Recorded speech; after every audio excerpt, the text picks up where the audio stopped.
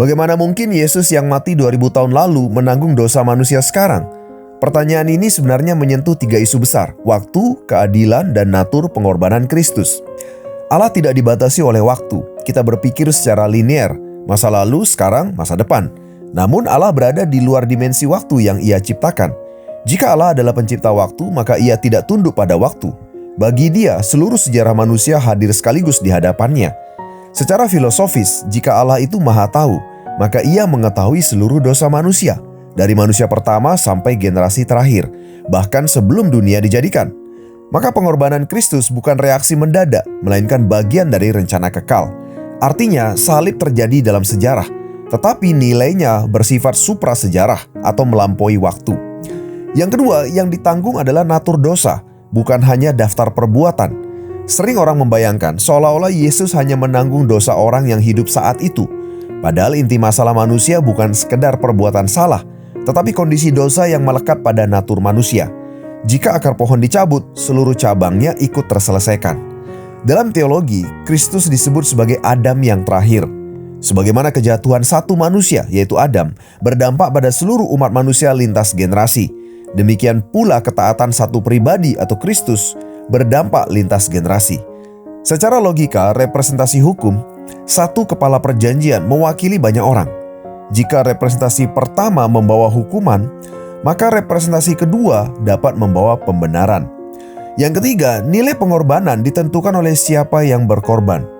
Jika yang mati hanyalah manusia biasa, maka nilainya terbatas pada satu individu dan satu waktu.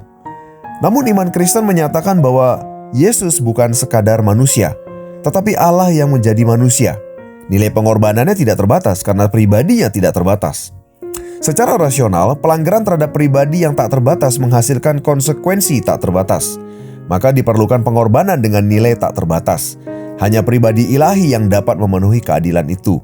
Karena itu pengorbanan Kristus cukup untuk seluruh umat manusia sepanjang sejarah, tetapi efektif bagi mereka yang percaya. Salib bekerja seperti pembayaran yang berlaku permanen. Bayangkan sebuah utang yang dilunasi penuh di bank pusat.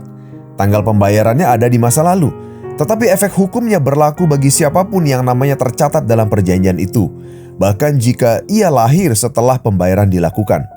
Demikian pula salib, pembayarannya terjadi di abad pertama. Penerapannya terjadi saat seseorang percaya, bukan waktunya yang membuatnya berlaku, melainkan otoritas dan kesempurnaan pengorbanannya. Kesimpulan apologetiknya adalah, kematian Yesus 2000 tahun lalu dapat menanggung dosa manusia sekarang, karena Allah berada di luar waktu. Kristus mewakili umat manusia secara perjanjian. Nilai pengorbanannya tak terbatas karena Ia ilahi. Salib adalah karya final yang penerapannya melampaui zaman. Jadi pertanyaan rasionalnya bukan lagi apakah mungkin, melainkan jika Allah sungguh ada dan Kristus sungguh ilahi, apakah ada cara lain yang lebih masuk akal untuk menyelesaikan masalah dosa manusia? Dan disitulah kekuatan salib berdiri.